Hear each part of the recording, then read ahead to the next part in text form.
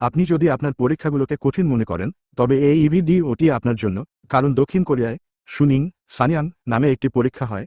এই পরীক্ষাটি এতটাই কঠিন যে একটি শিশু 4 বছর বয়স থেকেই এর প্রস্তুতি নেওয়া শুরু করে। যেদিন দক্ষিণ কোরিয়ায় এই পরীক্ষাটি অনুষ্ঠিত হয়, সেদিন পুরো দেশ নিস্তব্ধ হয়ে যায়। সমস্ত গাড়ি, ট্রেন, এমনকি উড়োজাহাজ চলাচলও বন্ধ করে দেওয়া হয়।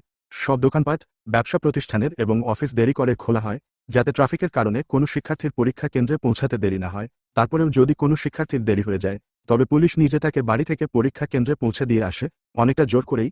যাও বাবা, পরীক্ষা দাও, পরীক্ষা দাও। তোমার দেরি হলো কিভাবে? দেরি হয়েছে তো কি হয়েছে? পরীক্ষা তো তোমাকে দিতেই হবে। চলো চলো। সব ধরনের নির্মাণ কাজ বন্ধ রাখা হয়। এমনকি কিছু সময়ের জন্য বিমান উড্ডয়ন স্থগিত করা হয়, যাতে শিশুরা কোনো রকম বিচ্যুতি ছাড়াই পরীক্ষা দিতে পারে। এই পরীক্ষাটি দিনে টানা 8 থেকে 9 ঘন্টা ধরে চলে। আপনি যদি এখনও আন্দাজ করতে না পারেন যে এই পরীক্ষাটি কতটা কঠিন, তবে শুনুন, প্রতি বছর সারা বিশ্ব থেকে 500 জন শিক্ষককে একটি গোপন স্থানে নিয়ে যাওয়া হয়। সেখানে তাদের ফোন পর্যন্ত জমা নিয়ে নেওয়া হয়, যাতে তারা এই পরীক্ষার প্রশ্নপত্র তৈরি করতে পারেন। এমনকি তাদের পরিবারের সদস্যদের সাথেও কথা বলার অনুমতি দেওয়া হয় না, পাছে প্রশ্ন ফাঁস হয়ে যায়। একবার ভাবুন তো। আর এখানে, আমাদের দেশে, তো প্রায় প্রশ্ন ফাঁস হওয়ার খবর পাওয়া যায়।